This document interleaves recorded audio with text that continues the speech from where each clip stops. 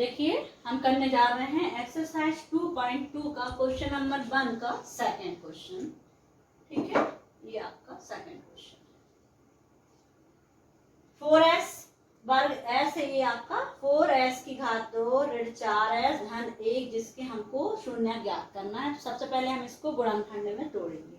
तो सबसे पहले आप देखिए व्यापक रूप में है ये, तो आप एक एबीसी के मान लिख लीजिए। ए का मान 4 हो गया, बी का मान ऋण 4 और सी का मान 1। ठीक है, जो हमने व्यापक रूप बताया था उससे तुलना करके हम एबीसी के मान ले लेते हैं। फिर आपको यहाँ पर रफ कार्य यूज करना है। क्या करना है आपको? ए और सी का गुणा करना है। तो ए आपका है 4 और सी है आपका 1, मतलब 4 एकम 4। 4 को आपको तोड़ना है। यहाँ इसके जितने भी गुणनखंड पॉसिबल गुणनखंड हैं उसको लिखना है। 1 से शुरुआत करते हैं हम हमेशा। 1 का गुणा 4 में करेंगे तो 4 आ जाएगा। 2 का गुणा किससे करें हम? 2 का गुणा तब 2 से करेंगे तो 4 आएगा। या आप समझ लीजिए 2 का भाग दे रहा है तो 2 भाग जाएगा, तो 4 को हम 2 बड़े 2 लिखेंगे। ठीक है, 3 का 4 का 3 का जाता नहीं है, 4 का फिर 4 का भाग जाएगा तो 4 गुणा। ये आपकी पलट के आ गई। इतने पॉसिबल आपके 4 के गुणनखंड हैं। पूरे लिख लीजिए आप जितने हो सकते हैं। अब इनको जोड़कर देखिए, आपको s का गुणांक है जो, मतलब जो b का पार है, b है जो कितना है आपका ऋण 4 है। किसी को जोड़ने पे या घटाने पे ऋण 4 आ रहा है। देखिए 2 को हम जब 2 से जोड़ेंगे तो हमको 4 मिलेगा। ठीक है, चिन्ह भी हमने कहा। अभी आप बस ये देखिए किसी को जोड़ने पे या घटाने पे 4 आ रहा है, चिन्ह को छोड़ दीजिए, ऋण को छोड़ दीजिए। 4 आ रहा है तो देखा कि 2 और 2 को हम जोड़ते हैं तो 4 आता है। अब जो दो संख्याएं तभी जुड़ती है जब दोनों के पास धनात्मक का चिन्ह हो या दोनों के पास ऋणात्मक चिन्ह हो, यानी धन का चिन्ह हो या ऋण का चिन्ह हो, दोनों के पास। अब हम देखेंगे 4s के सामने कौन सा चिन्ह है? ऋण का है, तो हम दोनों में लगाएंगे ऋण का चिन्ह। ये आपको ध्यान रखना है। ठीक, यहाँ यदि धन का होता हम दोनों में धन का लगाते। क्यों? क्योंकि हमारे जोड़ने में आ रही है। घटाने वाला इसके पहले हमने वीडियो में क्वेश्चन कराया था। घटाने पे आती एक में प्लस लगाते और एक में माइनस। अब इसमें देखिए s है, इसमें 4 क्या है? s है। x की जगह पे s है तो s लिख लीजिए। ये आपकी जोड़ी सिलेक्टेड जोड़ी हो गई है, जिसको हमें 4s की जगह ऋण 4s की जगह ये लिखना है। अब आपका जो px है उसको आप, इसको मैं px करके पहले लिख रही हूँ, फिर इसकी जगह पे देखिए 4s की घात 2 है, ऐसे लिख दीजिए। ऋण 4s की जगह जो हमने जोड़ी सेलेक्ट की है ऋण 2s बटे ऋण 2s। ये इस प्रकार की जोड़ी है कि जब हम इसका गुणा करेंगे तो हमारे पास a और c का गुणा धन 4 आएगा। देखिए करके भी देख लीजिए। ऋण 2 और ऋण 2 का गुणा करेंगी, ऋण 2 और ऋण 2 का गुणा क्या होगा? धन में होगा, 2 दूनी 4। 4 आ रहा है a और c के गुणा के बराबर, तो मतलब हमारी जोड़ी जो है वो सही है। और जोड़ने पे ये पद आना चाहिए। ऋण 2s और ऋण 2s को जोड़ेंगे तो ऋण 4s आएगा। अब जोड़ी को निकालना कैसे, इसका हमने आपको बहुत बेहतरीन तरीका बता दिया है। धन 1 है तो धन 1 लिख लीजिए। अब ये फर्स्ट स्टेप कंप्लीट हो गई। सेकंड स्टेप में हमको क्या लेना है? कॉमन। ये आप इन दोनों से कॉमन लीजिए। 2 और 4 में से 2 कॉमन है, s वर्ग और s में से s कॉमन है। भाग दीजिए। अब मन में करके देखिए, 4 का भाग 2, 4 में हम 2 का भाग देंगे, 2 बार जाएगा, 2 दिन 4। एक s वर्ग में से एक s कट गया, एक s बचा। ठीक है, अंदर भाग देते हैं अपन जब भी कॉमन लेते हैं। ऋण तो ऋण लगाइए, 2s का भाग 2s में दे देंगे तो 1 बार जाएगा। इन दोनों में से ये आया। अब यहाँ पर है, यहाँ पर भी। अब सामने कौन सा चिन्ह है? ऋण। हमने बताया ऋण है तो ऋण कॉमन ले लो। और 2s और धन 1 में कुछ भी कॉमन नहीं है तो बन रहेगा कॉमन, 1 कॉमन ले लेंगे। अब देखिए ऋण 2s का चिन्ह धन में बदल गया क्योंकि हम ऋण कॉमन ले चुके। चिन्ह पलट लीजिए आप, यहाँ ध्यान देना है, आपको मिस्टेक नहीं करना है। और धन का चिन्ह बदल गया ऋण में, मतलब ऋण का चिन्ह धन में बदल गया, धन का चिन्ह ऋण में बदल गया। क्यों? क्योंकि हमने ऋण को कॉमन लिया है और 1 लिए। अब आप देखिए, चेक करिए, दोनों कोष्टक में समान संख्या बची है। ये पूरा का पूरा समान कोष्टक फिर से कॉमन आ गया थर्ड स्टेप में, और जो बच गया है फिर से बराबर बच गया। ठीक है, कोई बात नहीं। इन समीकरण के जो शून्य होंगे वो बराबर शून्य होंगे। ये आपके गुणनखंड आ चुके हैं। अब हमको क्या निकालना है? शून्यकों के मान निकालना है। ठीक है, हम यहीं से बता रहे हैं, हम लिखेंगे शून्य के मान के लिए, शून्य मान के लिए px बराबर 0। px को 0 के बराबर कर देंगे तो 2s - 1 और 2s - 1 0 के बराबर। अब इसका अर्थ है, देखिए 2s - 1 0 के बराबर हो गया। ये दोनों समान आ गए तो लिखिए, 2 बार लिखिए अलग अलग, 2 पार्टीशन भी करिए। 2s बराबर 1, एक का ऋण 1 का पक्षांतर हुआ धन 1 में बदल गया और s का मान आ गया 1/2। इसी प्रकार यहाँ पर भी सेम मिलेगा, समान मिलेगा, s का मान मिलेगा। तो आपके 2 शून्य तो आए, लेकिन दोनों कैसे आए? समान आए। ठीक है, तो अल्फा का इसको एक को दे दीजिए अल्फा संकेत और दूसरे को दे दीजिए बीटा संकेत। ये आपके 2 शून्य आ चुके हैं, मतलब आधा क्वेश्चन हो गया। अब हमको शून्य को गुणांकों के बीच के संबंध की सत्यता की जांच करनी है। तो हम कैसे करेंगे, देखिए, हमको इसके लिए एबीसी के मान चाहिए होते हैं, इसलिए ए का एबीसी के मान हम लिख लेंगे कहीं पर। पहले आप दोनों का योग निकालिए, अल्फा धन बीटा। अल्फा का मान भी 1/2 है, बीटा का मान भी 1/2 है। 1/2 और 1/2 को जोड़ेंगे तो कितना आएगा? 1 आएगा, या लघुत्तम से कर लें आप। ठीक है, 2/2 ये आया कट के 1। ठीक है, 1 आ गया, अल्फा और बीटा का मान 1 आ गया। अब आपको संबंध स्थापित करना, मतलब इसको सूत्र बनाना ऋण b/a के रूप में। अब जो हमारा क्वेश्चन था, वह क्वेश्चन क्या था अपना? 4s का वर्ग। यहाँ लिख देती हूँ ग्राफ में, ये हमारा क्योंकि मिट चुका है ये। और इसमें जो मान थे, a का मान 4 था, b का मान भी ऋण 4 था और c का मान 1 था। अब हम ऋण b/a बनाए, हमारा तो 1 आ रहा है और यहाँ 4 है। ठीक है, कोई बात नहीं, हमारा यहाँ धन में आ रहा है और सूत्र में क्या चाहिए हमको? ऋण b चाहिए। तो आप सबसे पहले इसको ऋण में बदलें। ऋण में बदलने का तरीका हमने बताया था, एक ऋण आप बाहर रखिए कोष्टक के और एक ऋण को अंदर रखिए। ठीक, अब हमको इसको बदलना है। 1 है आपका, ऋण तो आ गया b/a, b कितना है? 4 और a कितना? 4। मतलब हमको 4 लाने के लिए क्या करना पड़ेगा? 4 से गुणा और 4 से भाग। ये कर सकते हैं, किसी भी संख्या में समान राशि से गुणा और समान राशि से भाग कर सकते हैं। तो ऋण और ऋण 4 एकम 4 और 4 एकम 4। आप देखिए, आप क्या आप लिख पाएंगे? ऋण 4 क्या है? b है, तो ऋण 4 की जगह b लिख दो। और ये 4 क्या है आपका? a है। पलट के लिखना, उल्टा लिखना है अपन को, है ना? इससे अपन को सूत्र के रूप में लिखना है। तो आपका आ चुका है अल्फा धन बीटा ऋण b/a के बराबर हो गया। एक आपकी जांच हो गई है। अब दूसरी जांच बची, यहाँ पर आप लिख दीजिए जांच।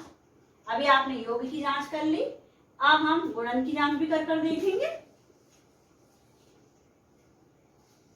देखिए, अल्फा गुणे बीटा निकालें हम, मतलब 1/2 और 1/2 का करेंगे गुणा। 1 का गुणा 1 से हुआ 1, 2 दूनी 4, 1/4 आ गया। और c/a के रूप में बदलना है, c का मान 1 है। ठीक है, तो c लिख दो 1 को और a का मान 4। देखिए, बड़ी आसानी से अल्फा गुणे बीटा आ गया। आप इसको हिंदी में भी लिख सकते हैं, अचर पद बटे x² का गुणा, और यहाँ पर लिख सकते हैं हम ऋण x का गुणांक बटे x² का गुणांक। और आप यहाँ लिखिए संबंध की सत्यता की जांच हुई और आपका ये क्वेश्चन हो गया कंप्लीट। इसके बाद मैं आपको एक छोटा सा और क्वेश्चन समझाऊंगी, वो देखिए आप, जो आपकी एक्सरसाइज का क्वेश्चन है, क्योंकि उसमें आपका सूत्र से हमको गुणनखंड निकालना है। तो वो क्वेश्चन आपका है 5th नंबर का क्वेश्चन है। ये थोड़ा सा इम्पोर्टेंट था, इसलिए मैं आपको कराना चाहती हूँ। 5th में आप देखिए, t वर्ग -15 है। ये भी आपका द्विघात बहुपद है, क्योंकि 2 घात वाला पद है। हाँ, लेकिन इसमें 1 घात वाला पद नहीं है, तो ठीक है, 1 घात वाला पद नहीं है, लेकिन ये द्विघात बहुपद ही कहलाएगा। अब हम देखिए, इसको गुणनखंड विधि से हल नहीं करेंगे, हम इसको सूत्र विधि से हल करेंगे। ठीक है, जो सूत्र हमने पढ़ा है क्लास 9th में 8th में, उस सूत्र का यूज हम करेंगे। देखिए, हम पहले तो सबसे पहले एक काम करिए, इसको हमने इसको बहुपद के रूप में संकेत देते, तो x चर नहीं, यहाँ t है तो हम pt लिखेंगे। आप ध्यान दीजिए, है ना? 4t है तो pt लिखना है, 4x है तो px लिखना है, 4y है तो py लिखना है। ये आपने लिखा। अब आप देख रहे हैं t के ऊपर 2 की घात है। अब ऐसी कोई संख्या है जिसका वर्ग 15 हो? ऐसी कोई संख्या नहीं है। ठीक है, 15 होता है किसी का वर्ग, 2 का वर्ग 4 होता है, 3 का वर्ग 9 होता है, 4 का वर्ग 16, ज्यादा हो गया। मतलब ऐसी कोई संख्या नहीं है जिसका वर्ग 15 है। तो इस स्थिति में हम क्या करेंगे? 15 को हम करनी 15 लिखेंगे और उसके ऊपर 2 की घात लगाएंगे। क्यों? देखिए, √15 की लिख के हम इसको 2 की घात लगा सकते हैं। क्यों? और आप में समझे आप, हमने बताया था √15 का जब हम √15 से गुणा करते हैं, हमने आपको अध्याय 1 में बताया था √3 का गुणा जब √3 से करते तो 3 आता है। इसका अर्थ है कि 3 को हम √3 × √3 लिख सकते हैं, मतलब √3 का वर्ग लिख सकते हैं। इसी प्रकार √15 का जब √15 से गुणा करेंगे तो 15 आएगा। इसका अर्थ है कि यदि इसका गुणा ये आ रहा है तो इसकी जगह पे हम ये लिख सकते हैं, मतलब 15 को हम √15 का वर्ग लिख सकते हैं। ये लिखा हमने। क्यों लिखा हमने? अब इसमें आपने क्लास 9 में सूत्र पढ़ा है, a की घात 2 ऋण b की घात 2 के 2 गुणनखंड होते हैं।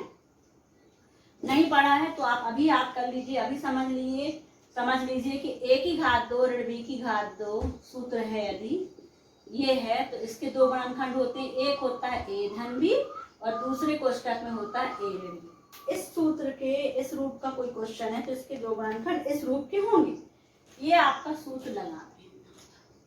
a की जगह पे t है और b की जगह पे √15 है, तो ये आपका पूरा इस रूप का आ चुका है। दोनों में वर्ग है वर्ग, ठीक है। आप देख लीजिए, ये आपको सूत्र लगाने के लिए मैच कर लीजिए। a की जगह पे t है और b की जगह पे आपका √15 है, दोनों में 2 की घात है। तो अब हम सूत्र अप्लाई करेंगे a धन b, तो एक कोष्टक में आएगा t प्लस √15 और दूसरे कोष्टक में आएगा t माइनस √15। ये आपके 2 गुणनखंड आ चुके हैं बड़ी आसानी से। सूत्र आपका ये लगा है क्योंकि इसमें हमारा एक घात वाला पद नहीं था, तो हमने इसको सूत्र विधि से हल किया। इस टाइप का और क्वेश्चन आपके आ सकते हैं।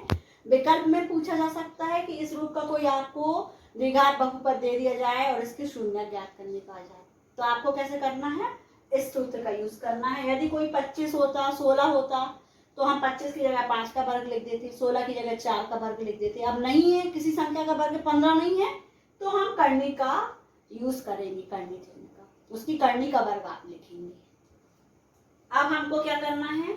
शून्यक मान निकालना। अभी तो आपके ये गुणनखंड में टूटे हैं।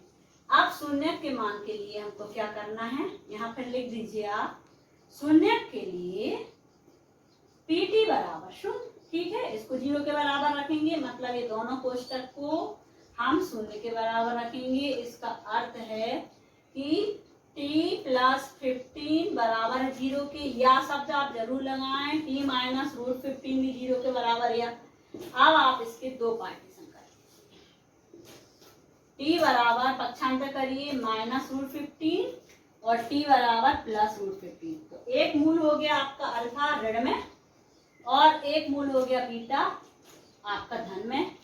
अल्फा धन बीटा हम निकालेंगे तो हमको क्या मिलेगा? देखिए, अब आप एक ऋण का है और एक धन का कट के हमको क्या मिलेगा? 0 मिलेगा, ठीक है।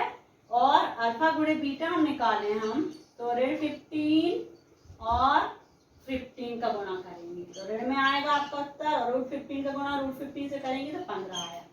अब आपका जो अल्फा धन बीटा है उसको हमको ऋण b बटे a के बराबर लिखना है। अब हम इसमें से ABC के मान निकालें तो ध्यान देना, t वर्ग का गुणांक a होता है तो ये कुछ नहीं है, यहाँ तो 1 है। b आपका t वाला पद नहीं है और b किसका होता है? x का गुणांक, x की जगह पे t का गुणांक है ही नहीं वो पद, तो 0 होगा। तो b का मान हो गया 0 और c का मान हो गया ऋण 15, ठीक है। ये मान हमें पहले निकाल लेने चाहिए थे। अब अल्फा धन बीटा बराबर 0 आ रहा है, देखिए b आपका 0 है तो ऋण b बटे a के रूप में है। पूरा का पूरा ऋण b बटे a का मान 0, अंश 0, पूरा मान 0 होता है। तो इसको हम लिख सकते हैं, इसको आप 0 बटे 1 भी लिख सकते हो, एक ऋण अंदर भी रख सकते हो आप, और माइनस आपका ये जो है इसको 0 को क्या लिख देंगे हम? ऋण b बटे 1, ठीक है। आप अल्फा गुणे बीटा को हम क्या लिख सकते हैं? c बटे। देखिए ऋण 15 जो है c का मान है और बटे में कुछ नहीं है तो 1 है, 1 आपका a का मान है, ये लिख दीजिए c बटे। और बस इसको आप हिंदी में भी लिख सकते हो। यहाँ पर आपके इनके गुणांकों के बीच की शून्य और गुणांकों के बीच की संबंध की सत्यता की जांच कंप्लीट हुई। ओके, अब जो बचे हुए क्वेश्चन है बच्चों आपको करके देखना है, जो भी प्रॉब्लम आएगी हम डिस्कस कर सकते हैं। और आप कुछ और कक्षा 9 की बुक निकाल कर उसके जो गुणनखंड किए थे हमने, रेखिक समीकरण था शायद आपका चैप्टर, रैखिक समीकरण नहीं, द्विघात समीकरण जो चैप्टर था और जिसमें आपने गुणनखंड निकाले थे कक्षा 9 में, उनकी हेल्प भी ले सकते हैं। उनकी गुणनखंड निकाल कर आप प्रैक्टिस कर सकते हैं कि बहुपद को किस प्रकार से हमको गुणनखंड विधि से तोड़ना है और शून्य के मान के लिए उसको हमको 0 रखना है, 0 के बराबर रखना है। ओके।